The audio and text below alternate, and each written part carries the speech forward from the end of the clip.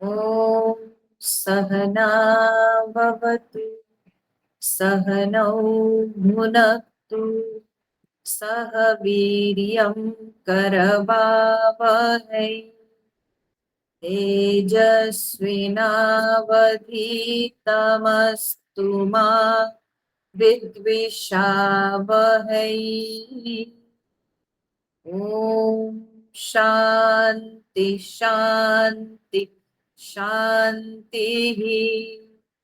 गुरुर्ब्रह्मा गुरुर्विष्णुः गुरुर्देवो महेश्वरः गुरुरेव परं ब्रह्म तस्मै श्री गुरवे नमः। तस्मै श्री गुरवे नमः। नीलाम्बुजश्यामलकोमलाङ्गं सीता समारोपितवामभागम् पाणौ महासायक चारुचापम् नमामि रामं रघुवंशनाथम्। नमामि रामं रघुवंशनाथम्। अतुलितबलधामं हेमशैलाभदेहं दनुजवनकृशानुं ज्ञानिनामग्रगण्यम् सकलगुणनिधानं वानराणामधीशम् रघुपतिप्रियभक्तं वातजातं नमामि। रघुपतिप्रियभक्तं वातजातं नमामि।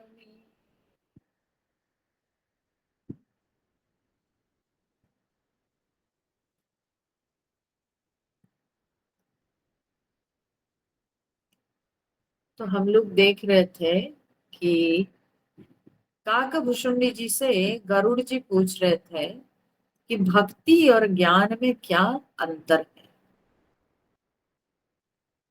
तो इस विषय को समझाते हुए उन्होंने काकभुषुंडी जी ने एक तो बड़ा सुंदर जो है उन्होंने तर्क दिया कि ज्ञान पुरुष है और भक्ति स्त्री है।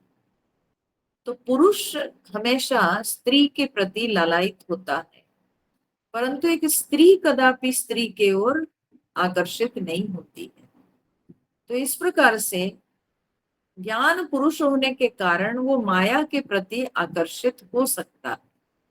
तो इसलिए अच्छे अच्छे बड़े बड़े ज्ञानी लोग भी, विद्वान लोग भी, वे गिर जाते हैं अपने साधना के पथ से, माया के प्रति आकर्षित होकर। परंतु जिनके अंदर भक्ति है, तो भक्ति के कारण ऐसे भाव में कोमलता आती है कि वे कदापि और माया संसार के प्रति लालायित होते नहीं। तो इसीलिए यहाँ पर जो है उन्होंने कहा कि भक्ति वो हमेशा व्यक्ति को माया से बचाती है, और भक्ति भाव से व्यक्ति बड़े आसानी से संसार की माया से अपने आप को बचा सकता है, परंतु ज्ञान में गिरने का भी डर रहता है। तो ये बात कहने के पश्चात अब एक सुंदर जो है रूपक प्रस्तुत करके बताते हैं कि ज्ञान और भक्ति में क्या अंतर है। तो तब उन्होंने कहा कि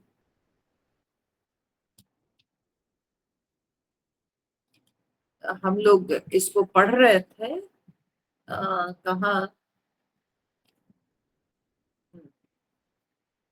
कि 116 16 नंबर दोहा के बाद जो है हमने पढ़ा है, हालांकि कुछ हद तक हम लोग पढ़ लिए हैं कि सात्विक श्रद्धा धेनु सुहाई, जो हरि कृपा हृदय बस आई। अगर भगवान की कृपा से, हाँ, ये सात्विकी श्रद्धा रूपी सुंदर जो है, बोलते हैं कि सुहाई धेनु, माने बहुत सुंदर जो है सात्विकी श्रद्धा रूपी ये सुंदर गाय। ठीक है, आप सोच लो कि श्रद्धा जो है वो गाय है। हाँ? तो ये श्रद्धा रूपी सुंदर जो गाय है वो किस घर में रहती है? तो बोलते हैं कि जो हरि कृपा हृदय बस आई, हृदय रूपी घर में आकर बस जाए। हाँ? श्रद्धा रूपी गाय अगर हमारे हृदय रूपी घर में आके रह जाए तो क्या होगा? माने अगर हमारे हृदय में श्रद्धा भाव आ जाए तो तब क्या होगा? न जप तप व्रत जम नियम अपारा, जय श्रुति कह शुभ धर्म आचारा। ये सब जो जब व्यक्ति के हृदय में श्रद्धा भाव आ जाता है तो तब उसके जीवन में क्या होता है ना, बहुत परिवर्तन आ जाता है। उसके आचरण में, उसके व्यवहार में बहुत परिवर्तन दिखाई पड़ता है। और वो जो आचरण में परिवर्तन, वो किस तरह का, कैसे आचरण उसके होने लगते हैं? तो बोले उसके आचरण में तब जप तप व्रत यम नियम, ये सब जो है ना प्रकार के उसके जीवन में भाव सब दिखाई पड़ते हैं। ठीक है, तब व्यक्ति और अपने समय को वृथा नहीं गवाना चाहेगा।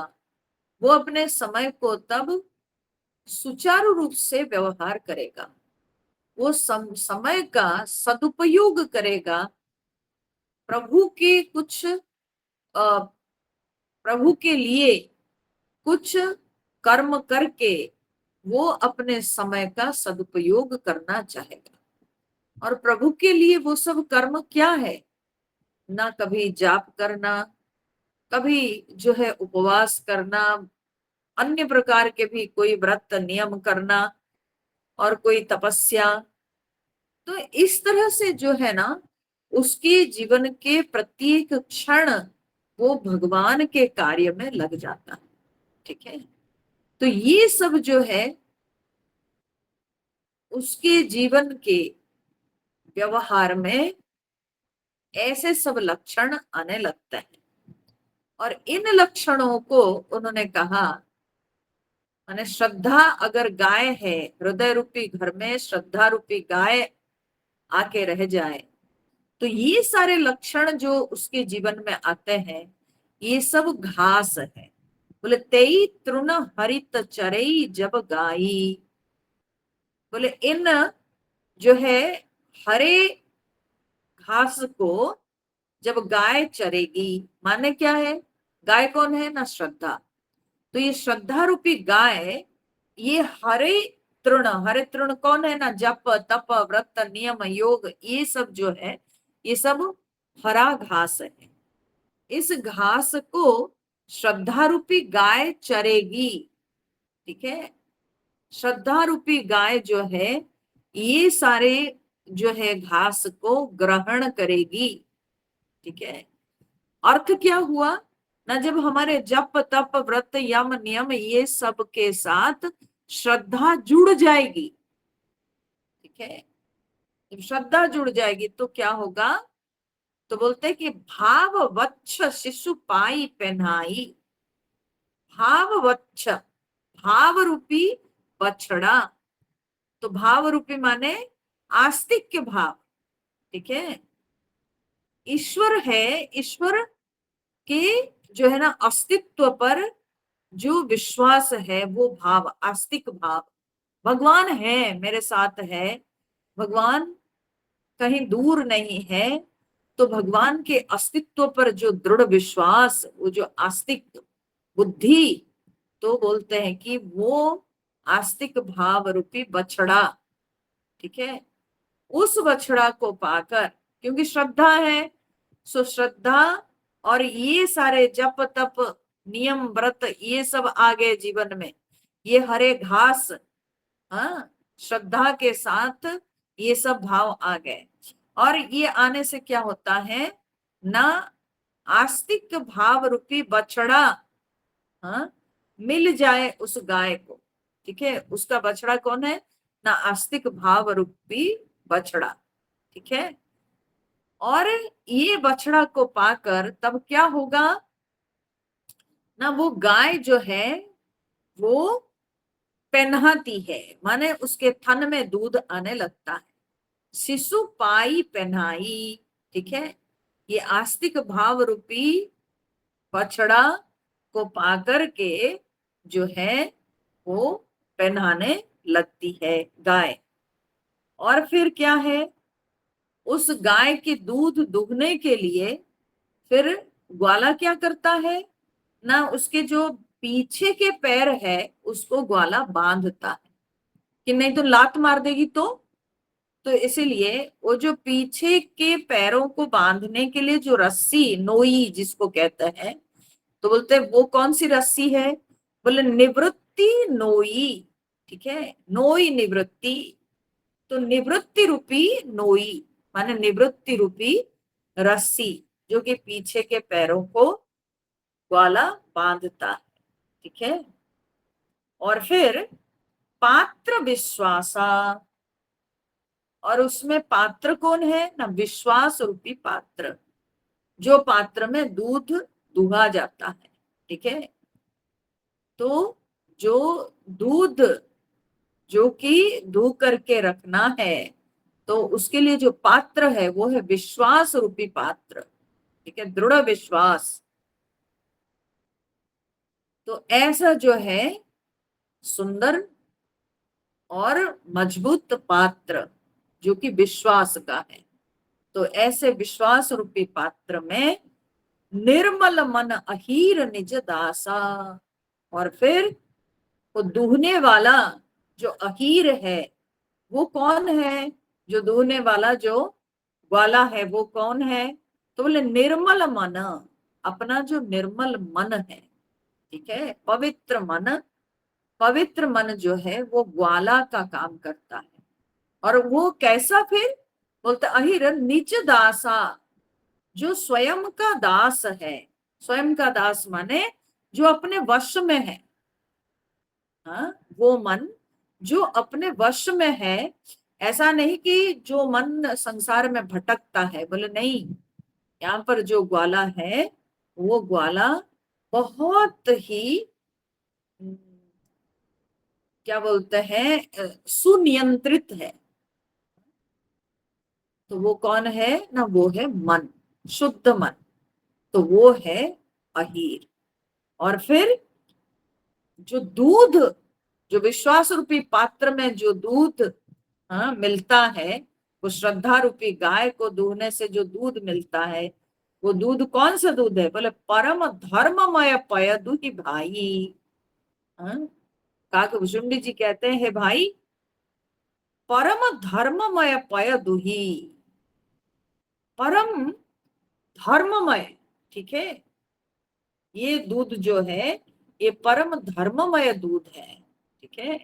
तो परम धर्ममय क्या होता है, तो परम धर्ममय दूध कहने का अर्थ होता है ये जो माने भगवान की भक्ति है, भागवत धर्म है, तो वो है परम धर्म, ठीक है।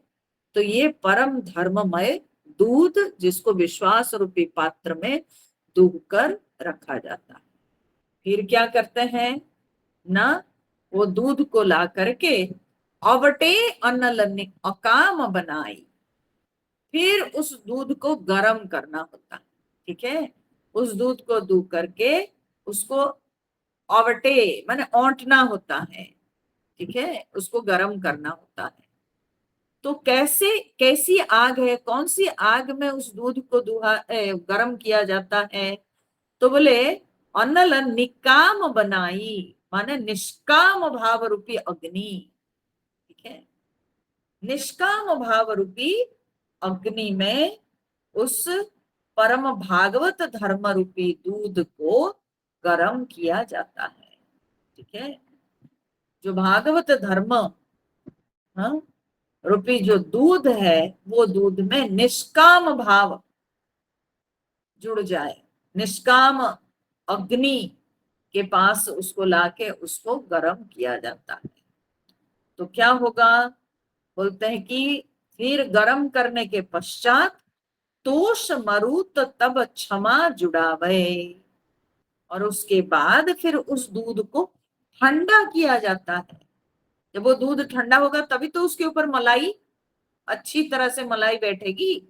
तो इसीलिए वो दूध को ठंडा करने के लिए जो हवा है, वो कौन सी हवा, बोले तोष मरुत तब क्षमा जुड़ावे, बोले कि संतोष और क्षमा रूपी हवा। ठीक है, संतोष और क्षमा रूपी हवा। ठीक है, तो पहले हम लोग देखें कि अग्नि जो है वो निष्काम भाव रूपी अग्नि। अब निष्काम भाव रूपी अग्नि में दूध को जलाए और दूध को गर्म किए, और उसके बाद जो हवा से उसको ठंडा करना है वो क्या है ना, संतोष रूप। ठीक है, संतोष रूपी हवा। तो बिल्कुल जो है मन के अंदर जो भी मिला, जैसे भी मिले, बस संतुष्ट रहना। वो जो संतुष्टि का भाव है वो हवा का काम करता है। ठीक है, वो व्यक्ति के अंदर के जो भागवत धर्म रूपी जो दूध है ना, वो भागवत धर्म को और जो है शांत रखता है, और भागवत धर्म में और ठंडक ले आती। ठीक है, तो इसलिए व्यक्ति के अंदर संतुष्टि होना बहुत आवश्यक है। अगर व्यक्ति के अंदर विषय वासना बनती रहेगी तो फिर क्या होगा ना, वो जो भागवत धर्म रूपी जो दूध है, वो दूध में हलचल आ जाती है, और वो दूध में फिर कहीं पता नहीं गर्माहट आ जाए, जैसे उमस में दूध फटता है वैसे ही दूध फट जाएगा। ठीक है, तो इसलिए संतोष माने संतुष्टि रूपी हवा, और क्षमा। हाँ, क्षमा क्यों, क्योंकि भक्त के जीवन में ऐसे अनेक प्रकार के अनुभव भी होते हैं कि उसको बाहरी दुनिया से, संसार से उसको अनेक प्रकार के जो है ना विपरीत परिस्थितियां प्राप्त होती है। तो जो लोग बाधा देते हैं, जो कष्ट पहुंचाते हैं, तो उनके प्रति कभी कभी क्या होता है ना, साधारण व्यक्ति अगर हो तो उसके मन में बहुत क्षोभ उत्पन्न होता है। परंतु भक्त के मन में क्षोभ नहीं होना चाहिए, क्योंकि क्षोभ फिर मन को जलाता है। ठीक है, फिर मन को जलाएगा तो फिर वो भागवत धर्म रूपी दूध जो है वो फिर फट जाएगा। तो इसलिए ठंडा रहना चाहिए मन, और मन ठंडा रहने के लिए क्षमा प्रवृत्ति होनी चाहिए। ईश्वर के ऊपर दृढ़ विश्वास रखे क्षमा का आचरण करना चाहिए। कि बहुत कोई आएंगे जाएंगे, लोग अपने अपने क्या बोलते हैं कि समझ के, अपनी समझ के अनुसार लोग व्यवहार करते हैं। सब कोई भक्ति को समझ नहीं पाते हैं। हो सकता है कि संसार में ऐसे लोग आएंगे जो कि भक्त को कष्ट पहुंचा सकते हैं, परंतु भक्त के हृदय में संतुष्टि और क्षमा, ये दो भाव हमेशा रहना चाहिए। कि कोई कुछ भी करे लेकिन ईश्वर के ऊपर विश्वास रख के उसको दूसरों को क्षमा कर देना चाहिए, और मन में बिल्कुल संतोष रहना चाहिए कि जो भी, जितना भी मिला, जो भी प्राप्त हुआ वो हरि इच्छा से हमारे लिए पर्याप्त है, ये भाव होना चाहिए। सो संतोष और क्षमा रूपी हवा से उस गर्म दूध को ठंडा करना है। फिर धृति सम जावनु दे जमावे, उसके बाद फिर उस दूध में क्या करना है ना, जामन डाल करके दही उसको जमाना है ना। तो वो जो जामन है, वो जामन कौन सा है? तो बोले कि धृति सम जावन। हाँ, धृति माने धैर्य और शम। ठीक है, धैर्य और शम रूपी जामन उस दूध में डालना है। ठीक है, धैर्य में क्या होता है? ठहराव होता है ना, धैर्य। और शम, शम मतलब क्या है ना, मन का नियंत्रण, मन को चंचल नहीं करना है। तो मन का नियंत्रण, मन को शांत करना, ये जो है इसको कहते हैं शम। तो इसमें व्यक्ति के जीवन में एक ठहराव आता है, तो चित्त चंचल नहीं होता है, विक्षिप्त नहीं होता है। तो इसलिए यहाँ पर कहते हैं कि धैर्य और श्रम रूपी जामन से उस दूध को जमाना है, दही जमाना है। फिर उसके बाद फिर दही को फिर मथना पड़ेगा ना। तो इसीलिए मुदिता मथई विचार मथानी, बोले कि तब मुदिता रूपी क्या है ना, कमोरी में।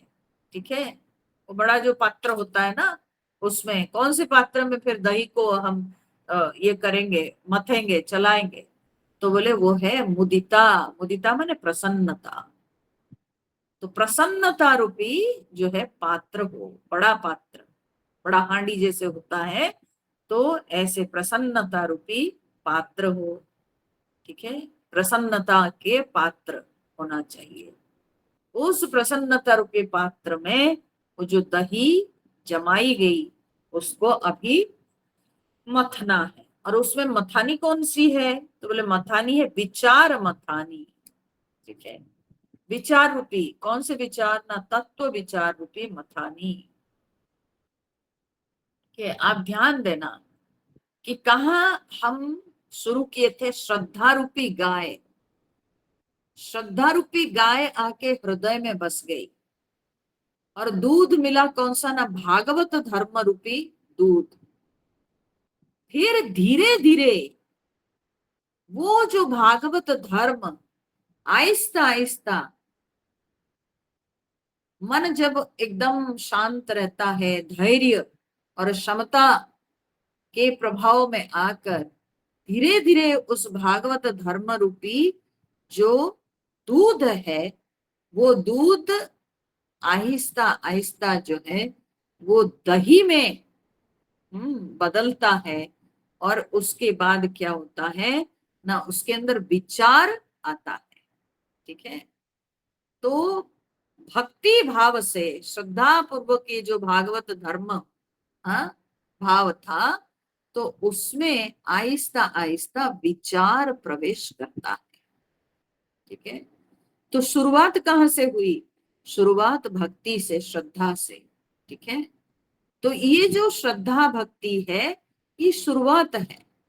और श्रद्धा भक्ति व्यक्ति के हृदय में आती है, तब जाके धीरे धीरे उसके जीवन में विचार प्रवेश करता है, और तब जा करके व्यक्ति को ज्ञान का प्रकाश मिलता है। व्यक्ति के जीवन में भक्ति रहेगी नहीं, श्रद्धा भक्ति अगर व्यक्ति के जीवन में रहेगी नहीं, तो वो व्यक्ति कदापि एकाएक ज्ञान में प्रवेश नहीं कर सकता है।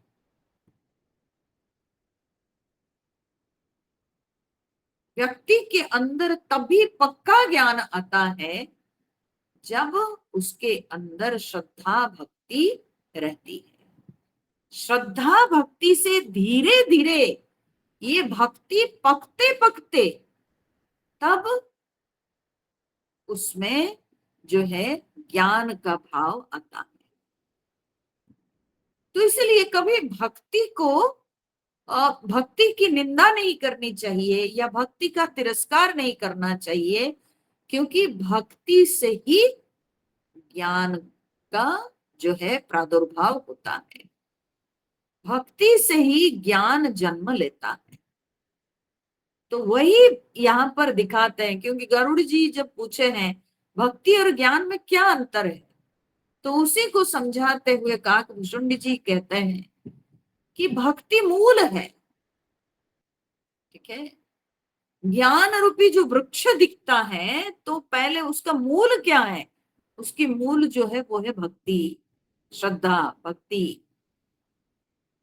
उसी से ही ज्ञान रूपी वृक्ष बनता है।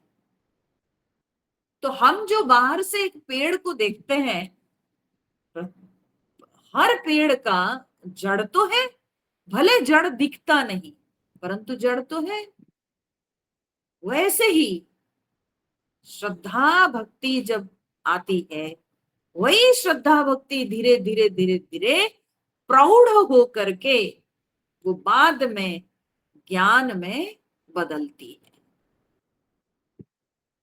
तो यही जो है श्रद्धा भक्ति और ज्ञान में यही अंतर है, या इसी तरह का संबंध है।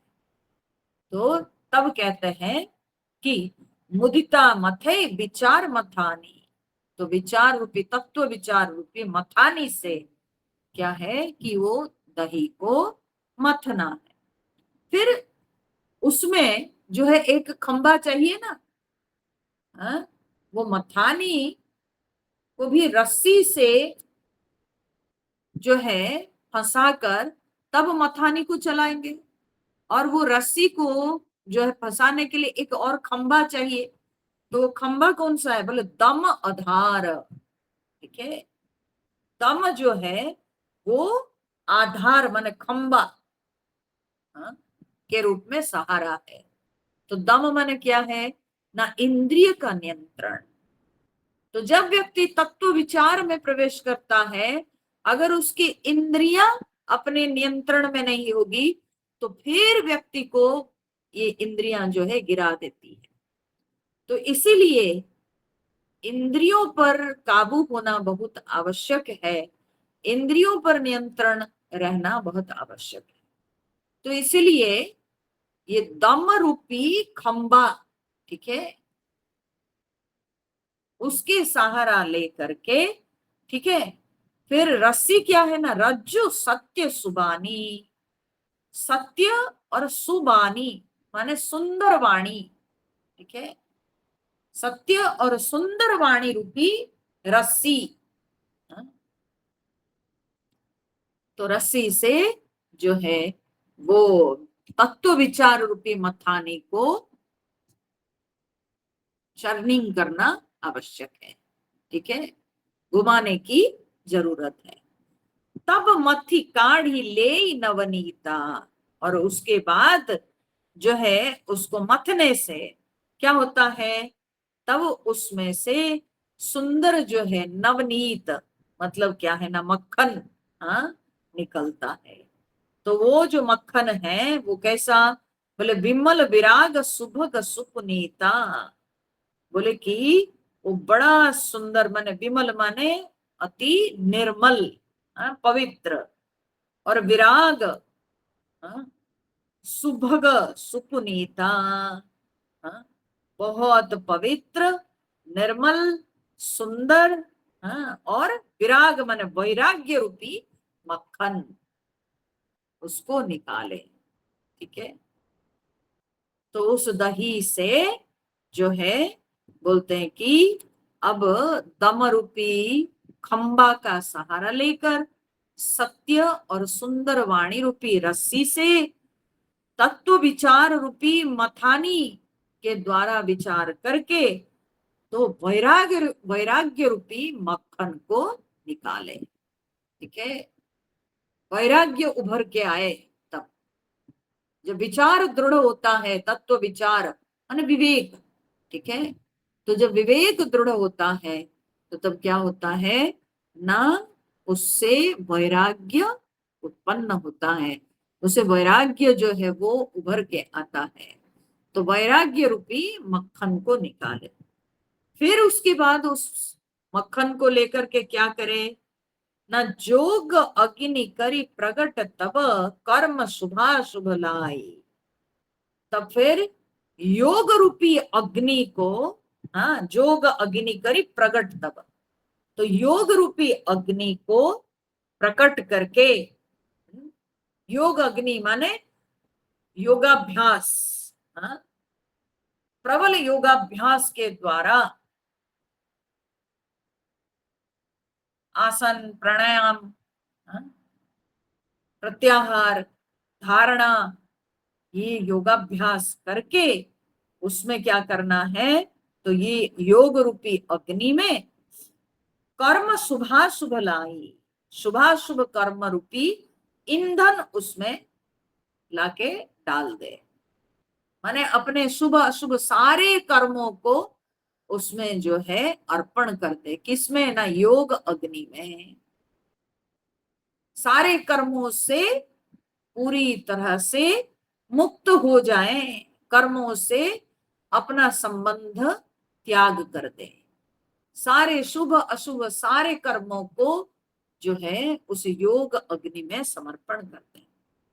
फिर बुद्धि सिरावे ज्ञान घृत, उसके बाद क्या होगा, वो वैराग्य रूपी जो है ना मक्खन का, जब हम उस योग अग्नि में उसको तपाएंगे, ठीक है, तो तब उससे क्या निकलता है ना, बुद्धि सिरावे ज्ञान घृत, तब जो है ये ज्ञान रूपी घी, हाँ, ये जो है निकलता है, ठीक है, ज्ञान रूपी घी तब निकलती है।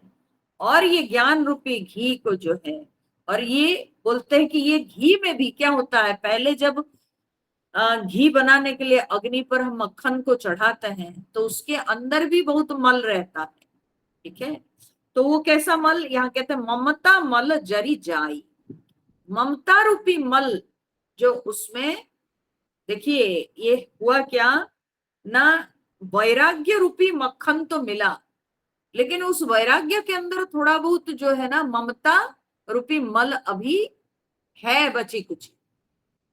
तो इसीलिए इस मल को जब हम अग्नि में चढ़ाते हैं, इस वैराग्य को, वैराग्य रूपी मक्खन को, तो ममता रूपी जो मल है वो मल जल जाता है।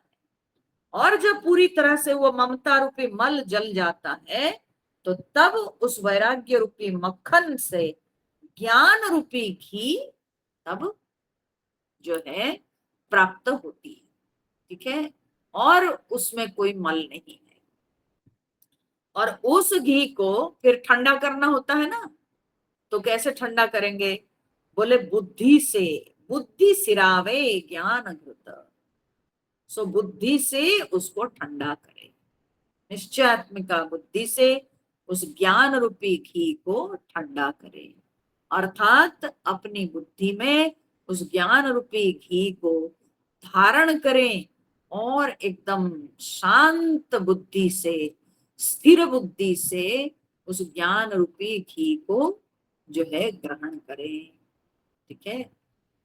और उसके बाद क्या है ना, तब विज्ञान रूपिणी बुद्धि विशद घृत पाई, उसके बाद वो विज्ञान रूपिणी बुद्धि, हाँ, विशद घृत पाई, माने बुद्धि उस जो विशद माने एकदम निर्मल शुद्ध घी को पाकर, हाँ, उसके बाद क्या करना है, वो घी से फिर क्या करेंगे, घी रखने के लिए तो नहीं है, तो घी से हमको दिया प्रकाश, ठीक है, हमको तो ज्ञान का प्रकाश चाहिए ना, तो इसीलिए तो उस घी से बोले कि चित्त दिया भरी, चित्त रूपी दिया को भर के, ठीक है, तो चित्त रूपी दिया को भर के, अर्थात ये जो चित्त है ना, यहाँ पर चित्त बेसिकली जो है ना, ये कोई मन के लिए चित्त नहीं है, यहाँ जो चित्त है ना वो हृदय है,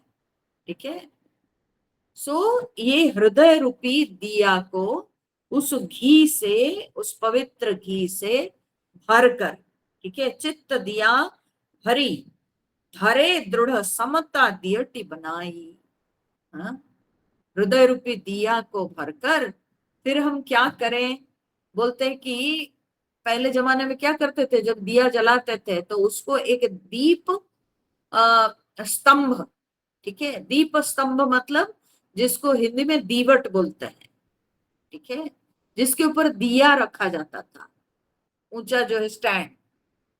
तो बोलते हैं कि वो जो दीप स्तंभ या दीवट, वो दीवट किसका है?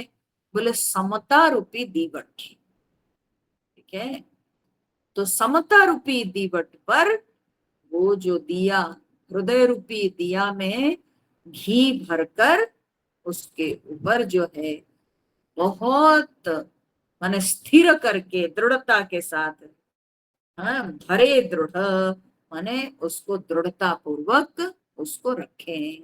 ठीक है, और फिर उसके बाद क्या करना है ना, तीनी अवस्था तीनी गुण तही कपास ते काढ़ी। हाँ, बोलते हैं कि उसके बाद जो है तीन ही अवस्था, जागृत स्वप्न और सुषुप्ति, ये तीनों अवस्था, और फिर क्या ना तीन ही गुण, सत्व गुण रजोगुण तमोगुण, ये तीन गुण, ये तीन अवस्थाएं और तीनों गुण रूपी कपास के अंदर से, खाली घी से तो हमको प्रकाश नहीं मिलेगा, तो उसमें तो फिर बाती तैयार करके जो है रखना पड़ेगा, तब जा करके वो जो है ना बाती को हम जलाएंगे तभी प्रकाश मिलेगा। तो वो जो बाती हम तैयार करेंगे, वो बाती वो कैसे निकलेगी? तो कहते हैं ये तीनों अवस्थाएं और तीनों गुणों रूपी कपास से, ठीक है, कपास से ही हम लोग रुई बाती बनाते हैं। ठीक है, तो बोलते हैं कि ये तीनों अवस्थाएं और तीनों गुण रूपी कपास से, बोलते हैं कि तेही कपास ते काढ़ी तूल तुरीय संवारी पुनी। फिर उससे जो है तूर्य रूपी जो है रुई को निकालकर, ठीक है, तूर्य रूपी रुई को निकालेंगे। ये कपास से हम जो है जो रुई बत्ती बनाएंगे, तो बोलते हैं कि ये कौन सी बत्ती? बोले तूर्य एक। ठीक है, इतने कपास से सबको मिला के हम लोग क्या करते हैं ना, एक बत्ती बना देते हैं, है ना। तो यहाँ पर भी ये तीनों अवस्थाएं, तीनों गुण, इनके अंदर से जो तुरीय, हाँ, अवस्था रूपी हमको रुई बनाना है। अब देखो, तुरीय शब्द का अर्थ है चौथा। ठीक है ना, तो ये जो चौथी अवस्था कही गई, एक बात यहां समझने की आवश्यकता है कि ये चौथी अवस्था कोई ये तीन अवस्थाओं से बाहर नहीं है, या ये तीनों गुणों से अलग नहीं है। ये जो चौथी अवस्था की बात कही गई है, वो चौथी अवस्था जो कि परब्रह्म स्वरूप है, वह असलियत में ये तीनों के अंदर बरकरार है। ठीक है, वो कहीं और बाहर से नहीं आता। यही तीनों को जो है, तीनों को जब तीनों के समाहार में, ये तीनों के बेस, ये तीनों का जो मूल है वो वही तुरीय है। ठीक है, तो इसलिए वो कहीं बाहर नहीं है। तो जैसे कपास को ही मोड़ मोड़ करके रुई बत्ती बनाई जाती है, तो उसी प्रकार से ये तीनों गुण और तीनों अवस्थाओं को बहुत अच्छी तरह से समेट करके जो है तुरीय अवस्था, हाँ, रूपी जो है भाव को निकालकर, माने रुई बत्ती के रूप से निकालकर, फिर उसे सुंदर संवार कर तूल तुरीय संवारी पुनी बाती करे सुगाढ़ी। हाँ, उसको अच्छी तरह से संवार करके उसके सुंदर जो है कड़ी बत्ती बनाना चाहिए। ठीक है, और फिर यही विधि ले से दीप तेज राशि विज्ञानमय, इस प्रकार से तेज के राशि, तेज की राशि विज्ञानमय दीपक को जलाना चाहिए। वो जो बाती बनाए उसको तब जलाना चाहिए। और वो जो प्रकाश निकलता है वो है विज्ञानमय प्रकाश। विज्ञानमय दीपक जलता है। और जात ही जासु समीप जर ही मदादिक सलभ सम। और जो प्रकाश के निकट जब मद आदि सलभ, मद आदि पतंग जब उसके निकट जाते हैं वे सब पतंगे जल जाते हैं। ठीक है। जब ऐसे ज्ञान के प्रकाश जलता है तब काम क्रोध लोभ मद मोह ये सब जो दोष रूपी पतंग सब है ये सब जल के राख हो जाते हैं। और फिर क्या, वो जो दीपक जो जलता है वो जो लौ है, वो लौ क्या है ना, अगर एक कोने में दीपक को जला दिया जाता है घर के कोने में जहां हवा का आवागमन ना हो तो तब वो लौ एकदम अखंड जलता ही रहता है। ठीक है। वैसे ही ये जो ज्ञान रूपी ये जो दीपक है, ज्ञान रूपी जो अग्नि शिखा है, तो ये अखंड उसमें भाव रहता है। वो अखंड भाव किसका है, बोले सोहम अस्मि इति वृत्ति अखंडा। सोहम वृत्ति, अखंड वृत्ति। सोहम माने क्या है न, सह अहम, वह मैं हूं, वो परमात्मा मैं हूं। ठीक है। ये भाव, ये वृत्ति निरंतर, नित्य निरंतर यह वृत्ति चलती रहनी चाहिए। ठीक है। तो यही है ये अखंड वृत्ति, सोहम सोहम सोहम, ऐसी अखंड वृत्ति अपने अंदर चलती रहनी चाहिए। तो सोहमस्मि इति वृत्ति अखंडा दीप शिखा सोई परम प्रचंडा। वही जो है दीप की लौ है जो कि परम प्रचंड, वो दीप शिखा है। परम प्रचंड क्यों, क्योंकि बहुत ही वो जो प्रकाश है वो बहुत देदीप्यमान, बहुत जो है उससे प्रचंड तेज उत्पन्न होता है। तो ऐसे वो धीमा कोई प्रकाश नहीं है बल्कि बहुत देदीप्यमान प्रकाश उससे उत्पन्न होता है। तो इसलिए वो दीप में परम प्रचंड लौ जो कि जलती रहती है और उसमें जो अखंड जो वृत्ति है, अखंड भाव है, वो है सोहम वृत्ति। ठीक है। आत्म अनुभव सुख सुप्रकाशा तब भव मूल भेद भ्रम नासा। और फिर उन्होंने कहा कि जब आत्मानुभव के, आत्मा का जो अनुभूति, तो उसकी जो सुख है आत्म अनुभव सुख सुप्रकाशा। ठीक है। सो आत्मानुभूति का जो सुख है वो सुख रूपी प्रकाश जब फैलता है, वो दीपक जलता है तो उसके प्रकाश दूर दूर तक फैलता है ना। तो ये कौन सा प्रकाश फैलता है, तो बोले आत्मानुभूति का सुख रूपी प्रकाश फैलता है। और वो प्रकाश जब फैलता है तो क्या होता है न, तब भव मूल भेद भ्रम नाशा। तब भव मूल माने संसार के मूल जो भेद रूपी भ्रम जो है वो भ्रम का नाश हो जाता है। ठीक है। ये भेदात्मक जो भ्रम है, अभी हम सबके अंदर ये भ्रम हम लोग धारण कर माने अपने अंदर हम लोग पालते हैं। वो क्या है ना, सब कुछ अलग अलग है, हमको तो नाम रूप सब भिन्न भिन्न दिखाई पड़ते हैं, तो सब में अंतर है। ठीक है। एक रूप से दूसरा रूप अलग है, एक नाम से दूसरा नाम अलग है, सबके आकार अलग है, सबका गुण अलग है, सबका धर्म अलग है। तो ये जो भेद भाव हम सबके अंदर दृढ़ रूप से विद्यमान है, ये एक भ्रम है, ये सत्य नहीं है। भेद सत्य नहीं है, भेद एक भ्रम है। क्यों सत्य नहीं है? क्योंकि हम जिन चीजों को देखकर ये भेद को हम महत्व देते हैं, असलियत में वे सब वस्तुएं, वे सब पदार्थ स्वयं ही अनित्य है।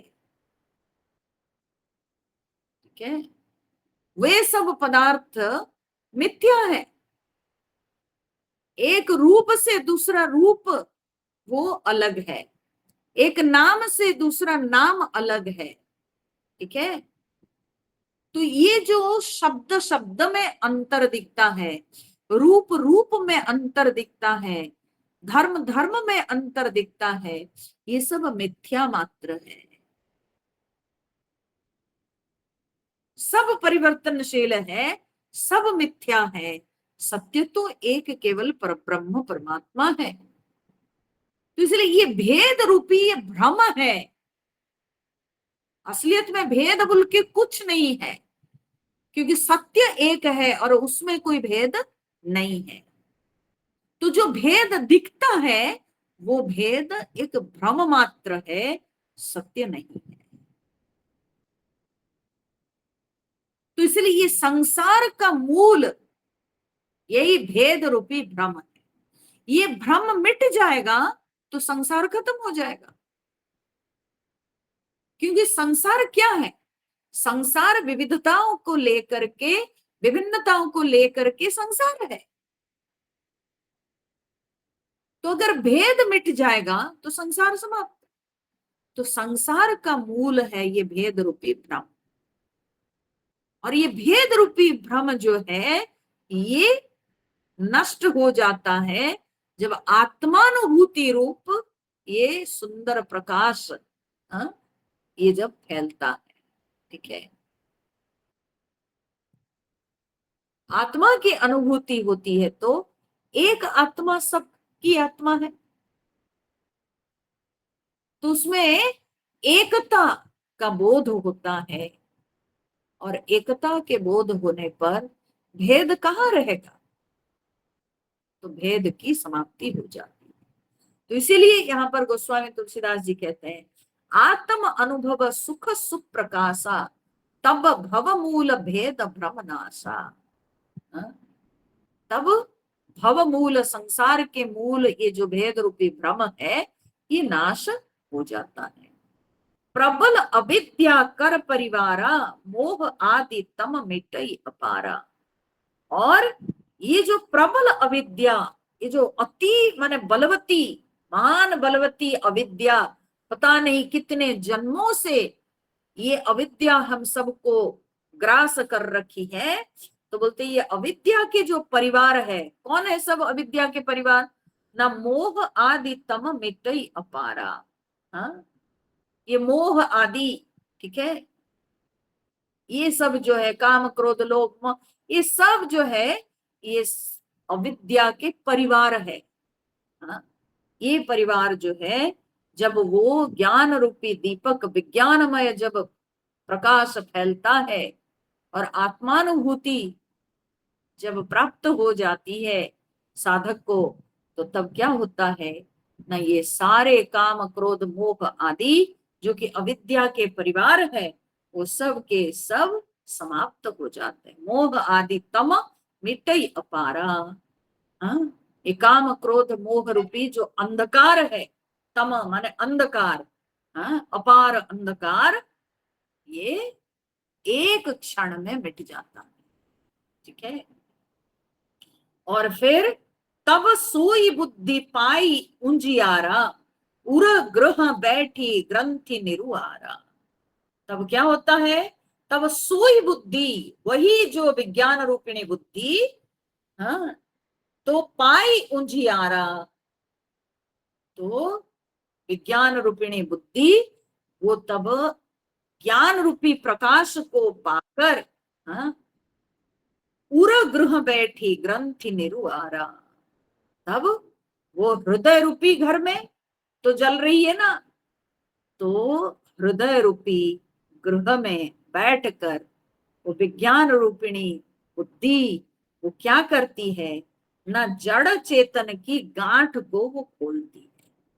ग्रंथि निरुआरा, वो गांठ को जो है वो खोलती है।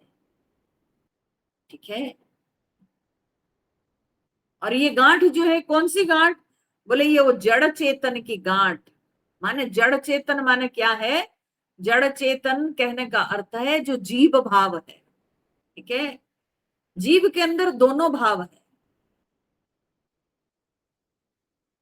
जीव का मूल जो है चेतना है, स्वरूप चेतना है। और ये जो देह मन बुद्धि रूपी जड़ तत्व के साथ उसकी आसक्ति है, तो ये दोनों मिलकर के जीव भाव है। तो ये जीव भाव रूपी जो गांठ है, ये जो जीवता है, ये जीवता को समाप्त करती है विज्ञान रूपिणी बुद्धि। वो हृदय में बैठकर शांति से जो है वो धीरे धीरे जीव भाव रूपी गांठ को खोलती है। पता नहीं कितने जन्मों से हम अपने आप को जीव मानते आए हैं। हमारे अंदर ये जो स्वल्प बुद्धि, हमारे अंदर ये जो क्या है कि जो लिमिटेशंस है हमारे अंदर।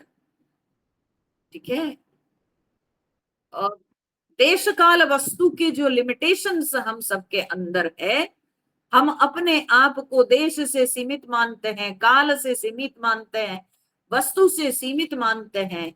ये जो हम सबके अंदर लिमिटेशंस है, ये जीव भाव को वो विज्ञान रूपिणी बुद्धि जो है धीरे धीरे उस गांठ को खोलती है। गांठ को खोलती है यानी विचार करके, वो जो है तत्व विचार करके ये निश्चय पर हमको पहुंचाती है कि तुम जीव नहीं हो, तुम ब्रह्म हो। तुम देश से सीमित नहीं हो, तुम देश से परे हो, तुम काल से परे हो, तुम वस्तु से परे हो। तुम्हारी कोई सीमा नहीं है, तुम असीम हो, तुम अनंत हो, तुम अपार हो। ये भाव को जो है वो दृढ़ करती है। तो इसी को कहते हैं कि जड़ चेतन की गांठ खुलना। ठीक है। तो जड़ चेतन माने क्या है ना, जीवता। अब जड़ चेतन को सुनने पर लगता है क्या जड़ चेतन, ये जीव भाव को जड़ चेतन कहते हैं या चिज्जड़ भी कहते हैं। वेदांत में चिज्जड़ भी कहा गया है, चित्त और जड़ के सम्मिश्रण। ठीक है। चेतना और जड़ भाव के सम्मिश्रण, यही है जीव। क्योंकि जीव इधर शरीर मन बुद्धि के साथ भी जुड़ा हुआ है, जो कि प्रकृति का अंश है। और ये सब जो है जड़ तत्व है, प्रकृति के अंश होने के कारण ये सब जड़ है। ठीक है। और स्वरूप उसका जो है चेतना है। तो इसलिए ये जो चेतना और जड़ का जो एक विचित्र प्रकार के सम्मिश्रण है, तो इसको कहते हैं जीव भाव। यही है जीव भाव। तो ये जड़ चेतन की गांठ को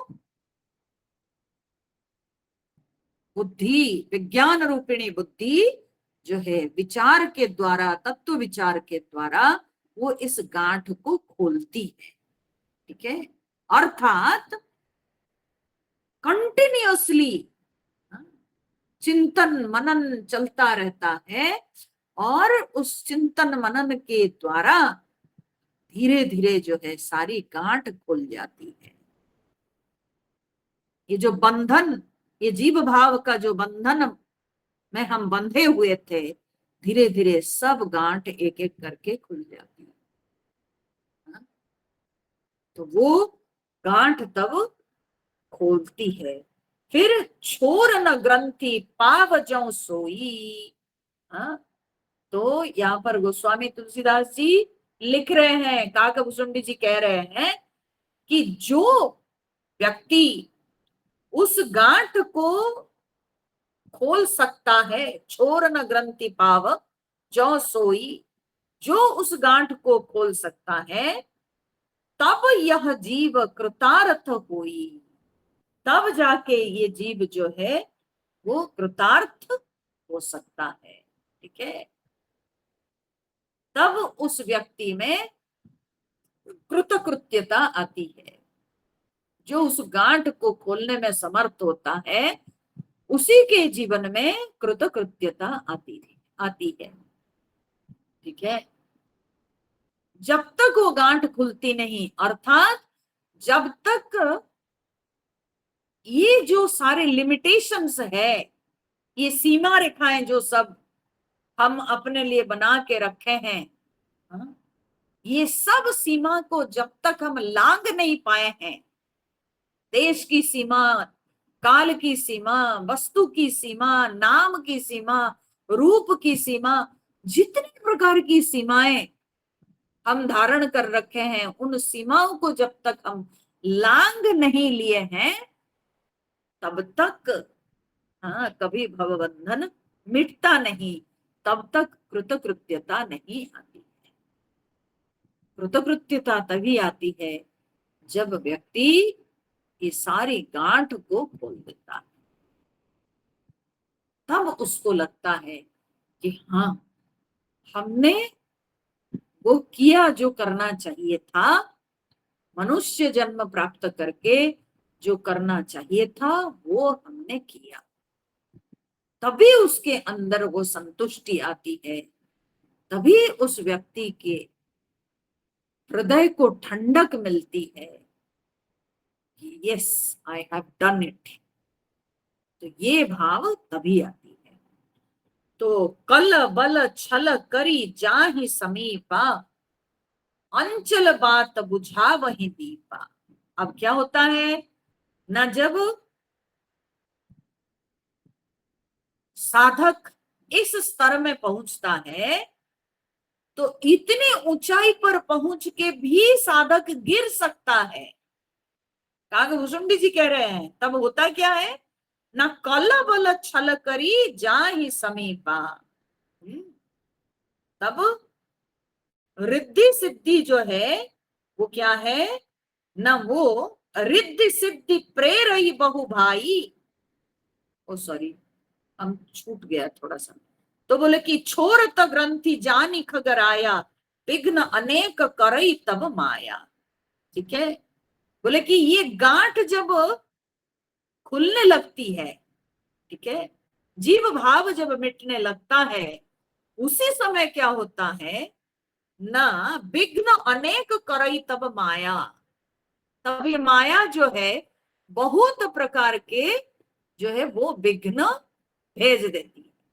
ठीक है, बहुत प्रकार के विघ्न भेज देती है। तो वो विघ्न में से एक तरह का विघ्न क्या है ना, रिद्धि सिद्धि प्रेरई बहु भाई। कागभूषण जी कहते हैं भाई, तब ये रिद्धि सिद्धि जो है ना, इन दोनों को माया भेज देती है उस समय। रिद्धि सिद्धि का तात्पर्य क्या है ना, तब व्यक्ति के अंदर बहुत सारे अलौकिक शक्ति आ जाती है। ठीक है, अनेक प्रकार की अलौकिक शक्तियां व्यक्ति को जो है प्राप्त हो जाती, और उन अलौकिक शक्तियों को पा करके व्यक्ति तत्व विचार से मुकर जाता है। साधक जो है तत्व विचार से मुकर जाता है, उसको बहुत उसमें मजा आने लगता है, और वो उन रिद्धि सिद्धियों को लेकर के बस संसार में जो है बहुत वो मिराकल सब दिखाने लगता है, और उन अलौकिक शक्तियों से वो बिल्कुल जो है उसी से वो आकर्षित हो जाता है। तो जो अपने आप को वो परब्रह्म तत्व में एक करने के लिए निकला था, अब वो अपने गंतव्य में पहुंचने से पहले ही गिर जाता। ये बहुत बार जो है साधकों के साथ होता। तो माया रिद्धि सिद्धियों को भेज देती है, और फिर बुद्धि लोभ देखा वही आई। वो आकर के रिद्धि सिद्धि वो बुद्धि को जो है लोभ दिखाती है। और कल बल छल करी जाहि समीपा, अंचल बात बुझा वही दीपा। वो रिद्धि सिद्धियां वो क्या करती है ना, कल बल और छल करके, हाँ, वो अपने, वो रिद्धि सिद्धि तो स्त्री है ना, तो वो अपने साड़ी के आंचल से, पल्लू से, ठीक है, वो क्या करती है ना, पल्लू के जो है आंचल की वायु से पल्लू हिला करके उससे हवा निकाल करके वो क्या करती है ना, वो जो ज्ञान रूपी दीपक है उसको बुझा देती है। ठीक है, सो रिद्धि सिद्धियां अपने जो है आंचल के वायु से वो क्या करती है कि वो दीपक को, ज्ञान रूपी दीपक को वो बुझा देती है। ठीक है, अर्थात जो साधक उन रिद्धि सिद्धियों की ओर आकर्षित हो जाता है तो फिर वो अपने गंतव्य में पहुंच नहीं पाता है, तब ज्ञान रूपी दीपक बुझ जाता है, वो फिर आके जो है संसार में डूबता है। ठीक है, सो होई बुद्धि जो परम सयानी, तिन तन चित्तवन अनहित जानी। परंतु जो साधक की बुद्धि बहुत सयानी है, बहुत समझदार है, जिसकी बुद्धि समझदार है, वो इन रिद्धि सिद्धियों के चक्कर में नहीं आती है। वो अनहित जानी माने अहित समझकर कि ये रिद्धि सिद्धियां ये जो है मेरे हित के लिए नहीं, ये अहित है, तो ये समझकर वो कभी प्रभावित नहीं होती। जो तही विघ्न बुद्धि नहीं बाधी, तो बहोरी सुर करहि उपाधि। और बोलते हैं कि जो माया के विघ्नों से, हाँ, जो तही विघ्न बुद्धि नहीं बाधी, बुद्धि की बोलते हैं कि माने बाधा ना हुई, अर्थात ये बुद्धि को जो है जो बांध नहीं पाया जो साधक, ठीक है, तो उसकी स्थिति क्या होती है ना, तो बहोरी सुर करहि उपाधि। तब फिर देवता लोग जो है बहुत उपाधि, उपाधि मतलब विघ्न, ठीक है, बहुत उपाधि करते हैं, माने देवता सब जो है तब उस साधक को बहुत तंग करते हैं, उस साधक को उसकी स्थिति से गिरा देते हैं। ठीक है, और ये देवता सब कौन है, ये देवता सब और कोई नहीं है, हमारी इंद्रियां। ठीक है, यही देवता है। तो बस व्यक्ति जो है उन अलौकिक शक्तियों को लेकर के बस अपने इंद्रियों के चक्कर में रहता है, इंद्रिय सुख में फिर आ जाता है। ठीक है, तो फंस जाता है। तो इंद्रिय द्वार झरोखा नाना, ठीक है, ये इंद्रिय के द्वार रूपी, ये जो हृदय के घर है ना, हृदय रूपी घर, उसमें इंद्रिय द्वार रूपी इस बहुत सारी खिड़कियां हैं, झरोके हैं। तह तह सुर बैठे करी थाना, वही वही इंद्रिय के द्वार में ही तो देवता लोग अड्डा मार के बैठे हुए हैं। थाना मतलब अपने अड्डा बनाए हुए हैं। ठीक है, सब देवता लोग अपना स्थान बना रखे। तो आवत देखे विषय बयारी, और वे जब देखते हैं विषय रूपी वायु, हाँ, आ रही है, जब देखते हैं कि साधक के निकट कुछ विषय आ रहा है, तो ये जो खिड़कियां सब है, ते हठी ते ही कपाट उघारी, ये देवता सब क्या करते हैं ना, विषय रूपी हवा को आते हुए देख करके वे मतलब हठी मतलब क्या, बलपूर्वक वो क्या करते हैं ना, द्वार को खोल देते हैं। ठीक है, तो साधना कहने का अर्थ है कि साधना इतना आसान नहीं है, साधना जो है बहुत कठिन बात है।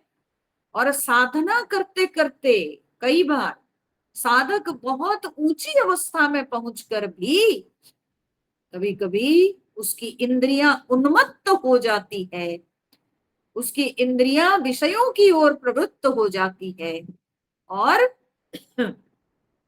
इस कारण से साधक जो है अपनी स्थिति से गिर जाता है। तो विषय रूपी हवा को आते हुए देखकर इंद्रिय के द्वार को हठ करके माने बलपूर्वक देवता सब जो है खोल देते हैं। ठीक है, यानी विषयों को अंदर घुसने देते हैं। ओ भगवत गीता में हम लोग दूसरे अध्याय में पढ़े हैं ना, इंद्रियाणी प्रमाथिनी हरंती प्रसभम मनः। बलपूर्वक ये जो इंद्रियां है ये मन को खींच लेती है विषयों में। ठीक है, इंद्रियों की बड़ी शक्ति होती है। कभी कभी ये इंद्रियां जो है साधना करते करते भी कभी कभी ये इंद्रियां जो है इतने उच्चट जाती है, क्योंकि इंद्रियों को बांधना पड़ता है। तो इंद्रियों को बांध के रखे रखे कभी कभी ये उचट जाती है और जो है ये हाथ से निकल जाती है, और हाथ से निकल जाती है तो फिर विषयों में ये इंद्रियां डुबा देती है। तो वही यहां पर कहते हैं कि जब विषयों की हवा चलती हुई ये देवता लोग देखते हैं तो तब क्या करते हैं ना, इंद्रिय के द्वार को खोल देते हैं। जब सो प्रभंजन उर ग्रह जाई, प्रभंजन माने वायु हवा। ठीक है, जब सो प्रभंजन उर ग्रह जाई, जब हृदय रूपी घर में वो विषय रूपी हवा घुस जाती है तो तब ही दीप विज्ञान बुझाई। तब वो जो विज्ञान के दीप जो जल रहा था वो क्या हो जाता है, बुझ जाता है। ठीक है, तो जो ज्ञान का जो प्रकाश था वो प्रकाश फिर बुझ जाता है। सो ग्रंथि न छूटी मिटा सो प्रकाश। अब गांठ तो पूरी तरह से खुली नहीं है। हाँ, हृदय की गांठ जब खोल ही रहे थे तब ये सब घटना घट गई। ठीक है, तो पूरी तरह से गांठ मिटी नहीं, ब्रह्मानुभूति हुई नहीं। हाँ, जीव भाव को मिटाकर ब्रह्म तत्व में साधक जो है समा नहीं गया है, तो उससे पहले ये सब हो गया। अब ये जब हो गया उसके ज्ञान का दीपक बुझ गया और ग्रंथि गांठ जो है खुली नहीं, मिटा सो प्रकाशा, प्रकाश मिट गया, बुद्धि विकल भई विषय बतास। ठीक है, अब क्या है ना, ये विषय के बतास माने विषय की हवा को पाकर बुद्धि व्याकुल हो उठती है, बुद्धि छटपटाती है। ठीक है, बुद्धि थोड़ी सी कमजोर हो गई क्या, इंद्रिय की ओर हो गई तो तुरंत जो है विषय की हवा घुस गई। अब जब उसके अंदर ज्ञान का दीपक बुझ जाता है तो बुद्धि फिर छटपटाने लगती है। इंद्र न सुरन न ज्ञान सुहाई, विषय भोग पर प्रीति सदाई। बोलते इंद्रियों और उनके देवताओं को तो ज्ञान कभी अच्छा नहीं लगता है, ज्ञान सुहाता नहीं। ठीक है, इंद्रियों को तो ज्ञान नहीं सुहाता है, इंद्रिय तो विषयों की ओर भागना चाहते हैं, इंद्रिय तो बहिर्गामी है। वे हृदय के अंदर विद्यमान ज्ञान में कैसे रमेंगे। तो इंद्रियों को तो ज्ञान नहीं सुहाता है, और इंद्रियों के स्वामी जो देवता सब है वे भी ज्ञान को पसंद नहीं करते हैं। तो इंद्रियों देवताओं को तो ज्ञान सुहाता नहीं, विषय भोग पर प्रीति सदाई, हमेशा इनको विषय भोग में बहुत ही आकर्षण। ठीक है, तो विषय समीर बुद्धि कृत भोरी।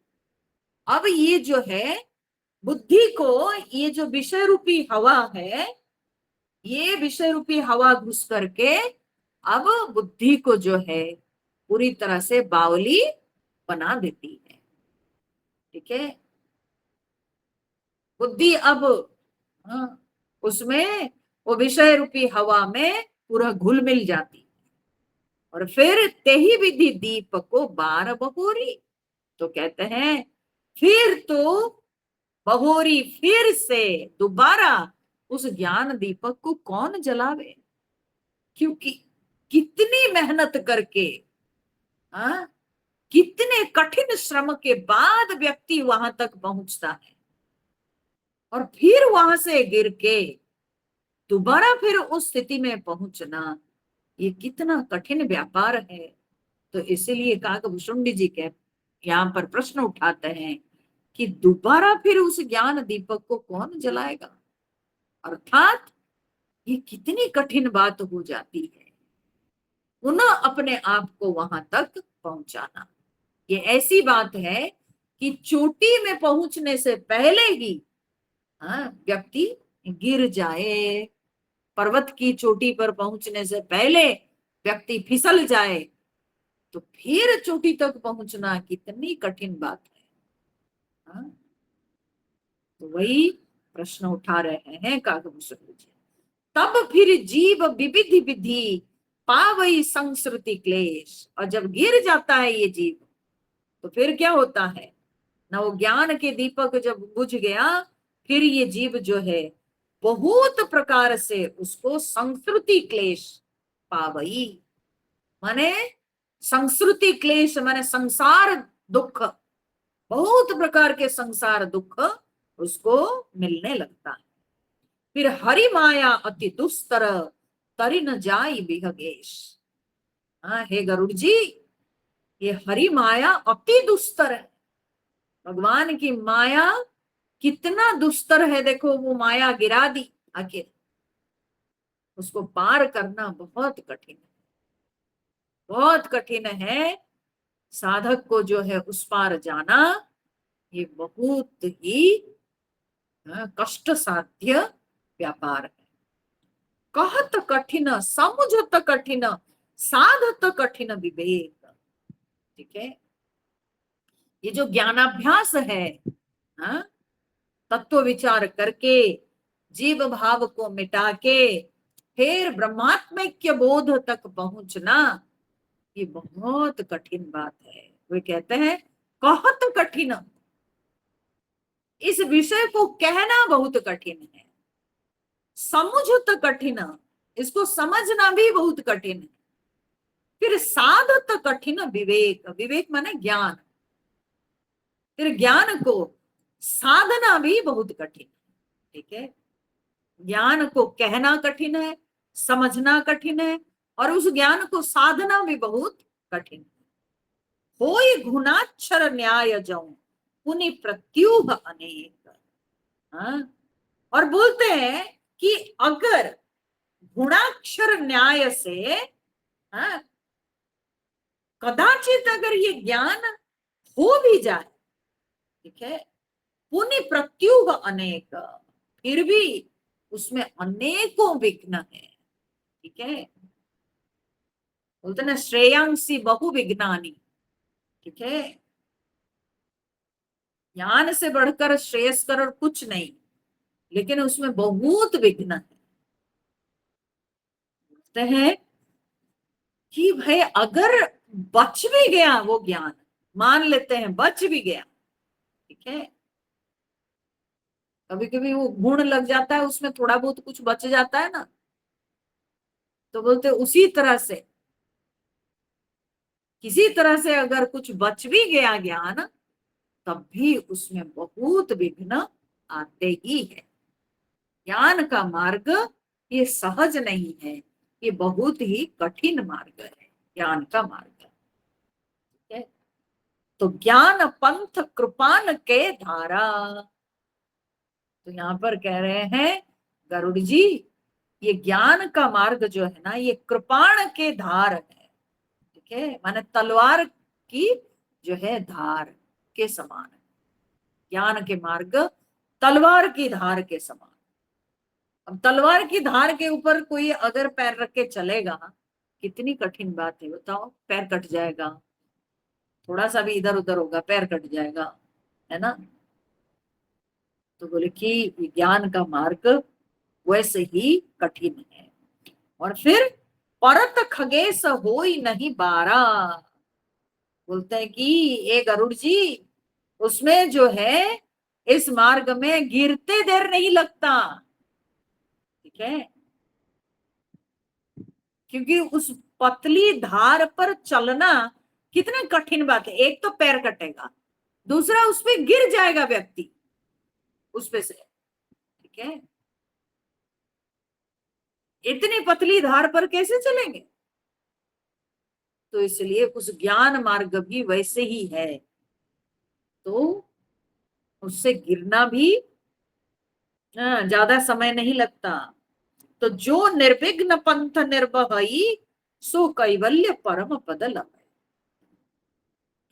जो साधक वो सारी बाधा विघ्न सब कुछ को दूर करके इसका निर्वहन कर लेता है, ठीक है, तो वही कैवल्य पद को प्राप्त करता है,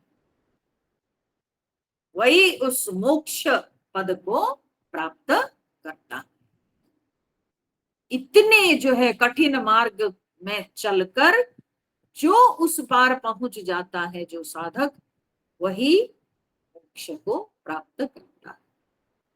अब इतना जो है बताने के बाद, इतने जो है कठिन, ज्ञान जो है कठिन मार्ग है, वो सब बता के अब धीरे धीरे क्या कहते हैं, अब देखो ध्यान कहाँ जी का, वो अब आगे देखो। अति दुर्लभ कैवल्य परम पद संत पुराण निगम आगम बद राम भजत सोई मुकुति गुसाई अनइच्छित आवई बरी आई। तो कहते हैं अति दुर्लभ कैवल्य परम पद, और वो जो कैवल्य पद है, हाँ, वो तो बड़ा दुर्लभ पद है ना, वो सबको थोड़ी मिल जाता है। वो कोई कोई ऐसे संसार में बिरला ऐसे होते हैं जो कि उस पद को प्राप्त करते हैं। साधक तो हजारों होते हैं, हजारों लाखों साधकों में कोई एकाध ऐसे होते हैं जो कि उस परम लक्ष्य तक पहुंचने में समर्थ होते हैं। ये सबके द्वारा संभव नहीं, ठीक है। भगवान गीता में ये बात को बोलते हैं, मनुष्याणाम सहस्रेषु कश्चित यतति सिद्धये यतताम अपि सिद्धानाम कश्चिन मांग वेत्ति तत्वतः, है ना, हजारों हजार, ठीक है, मनुष्यों में से कोई एकाध तो प्रयास करते हैं भगवान को पाने के लिए, और उनमें से कोई एक बिरला ही सचमुच में भगवान को जानने में समर्थ होते हैं। तो सब तो भगवान को नहीं पा सकते, तो बड़ा दुर्लभ। और ये बात संत पुराण, वेद शास्त्र ये सब बताते हैं कि वो कैवल्य पद जो है बड़ा दुर्लभ है। और राम भजत सोई मुकुति गुसाई, तो कह रहे हैं कागभूषण जी कि सुनिए हे गोसाई, कर रहे हैं, बोलते हे गोसाई, परंतु वही दुर्लभ पद, वही कैवल्य पद जो ज्ञान मार्ग में इतनी कठिनता के साथ प्राप्त होता है, वही दुर्लभ पद राम भजत सोई मुक्ति, वही मुक्ति राम जी के भजन से अनइच्छित आवई बरी आई, न चाह करके भी वो मुक्ति आ जाती है, ठीक है। बरी आई मन जबरदस्ती वो मुक्ति मिल जाती। भक्त को कभी मुक्ति चाहिए नहीं, भक्त तो अपने भक्ति में रमा रहता है, उसको अपनी भक्ति में इतना आनंद आता है कि वो मुक्ति की इच्छा नहीं रखता है, लेकिन फिर भी जबरदस्ती उसको मुक्ति मिल जाती है, और बड़े आसानी से, कैसे ना राम भजता, ठीक है, राम जी की भक्ति करते हुए उसको वो मुक्ति मिल जाती है। जिमि थल बिनु जल रही न सकाई कोटि भांति को करई उपाय। बोले जैसे स्थल के बिना, थल बिनु जल रही न सकाई, स्थल के बिना कभी जल रह नहीं सकता है, ठीक है, स्थल के बिना कभी जल रह नहीं सकता। आखिर जहां भी जल रहेगा, अब समुद्र है तो भी उसके नीचे तो स्थल है ना, तो स्थल के बिना तो जल नहीं रहेगा, है ना। बिना जल नहीं रह सकता है। कोटि भांति को करे उपाय, कोई कितने भी उपाय क्यों ना कर ले, स्थल के बिना जल कभी रह नहीं सकता। ठीक वैसे ही तथा मोक्ष सुख सुनुख गराई रही न सके हरि भगति बिहारी। बोले उसी प्रकार से ये मोक्ष का जो सुख है वो हरि भक्ति के बिना, हरि भक्ति को त्याग करके ये मोक्ष सुख जो है ये भी कभी टिकता नहीं। ये मोक्ष सुख ये टिकता है जब व्यक्ति के अंदर हरि भक्ति है, भगवान के प्रति भक्ति रहती है, तो मोक्ष सुख जो है उस व्यक्ति को हमेशा प्राप्त होता है।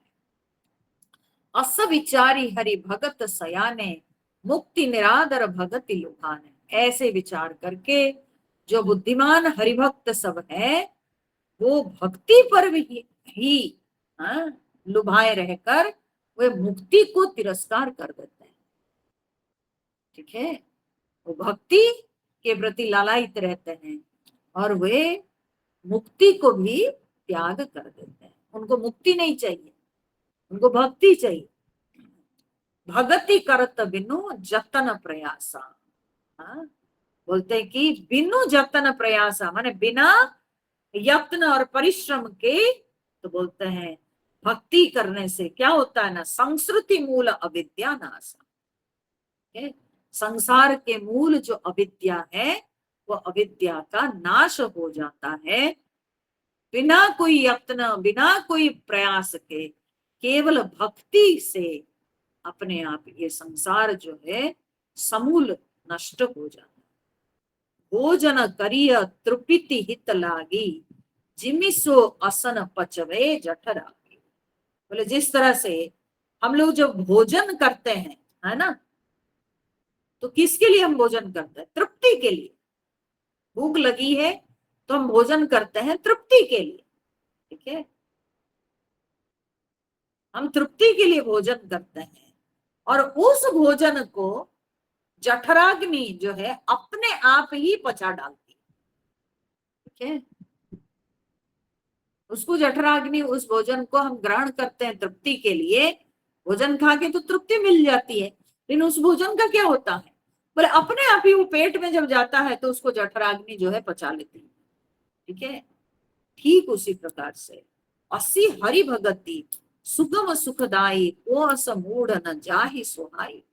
बोलते ठीक ऐसे ही बड़ा ही सहज, और बहुत परम सुख देने वाली ये जो हरि भक्ति है, बोलते हैं कि को समूढ़ न जाहि सुहाई।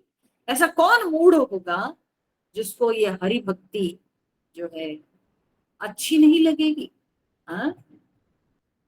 कौन ऐसा मूढ़ होगा जो हरि भक्ति को ग्रहण नहीं करेगा? तो हरि भक्ति तो परम आनंद देने वाली, सुख देने वाली, तृप्ति देने वाली, तो इस हरि भक्ति को तो हर किसी को ग्रहण करना चाहिए, हर किसी को अपनाना चाहिए। ठीक है, तो ये जो है समझाते हुए गरुड़ जी को अब धीरे धीरे काकभुषुंडी जी ज्ञान के भाव से भक्ति भाव में ले। बोले गरुड़ जी, जो ज्ञान का अभ्यास है ना वो बड़ा कठिन अभ्यास है, परंतु भक्ति जो है वो बहुत ही सुगम है और बहुत मधुर है और बहुत ही सहज रूप से मुक्ति मिल जाती है भक्ति के द्वारा। इसलिए भक्ति को अपनाना चाहिए। तो अब आगे क्या कहते हैं तो हम लोग कल सुनेंगे, तो आज के लिए इतना ही रखते हैं। ठीक है, हरिओम नारायण। श्री राम जय जय राम, श्री राम जय राम जय जय राम, श्री राम जय राम जय जय राम, श्री राम जय राम जय जय राम, श्री राम जय राम जय जय राम, श्री राम जय राम जय जय राम, श्री राम जय राम जय जय राम, श्री राम जय राम जय जय राम, जय सीताराम जय हनुमान। बोलिए सियावर रामचंद्र भगवान की जय। पवन सुत हनुमान की जय। उमापति महादेव की जय। बोलो भाई सब संतन की जय। ओम पूर्णमद पूर्णमिदं पूर्णात् पूर्णमुदच्यते पूर्णस्य पूर्णमादाय पूर्णमेवावशिष्यते। ओम शांति शांति शांति। हरि ओम। श्री गुरुभ्यो नमः। हरि ओम।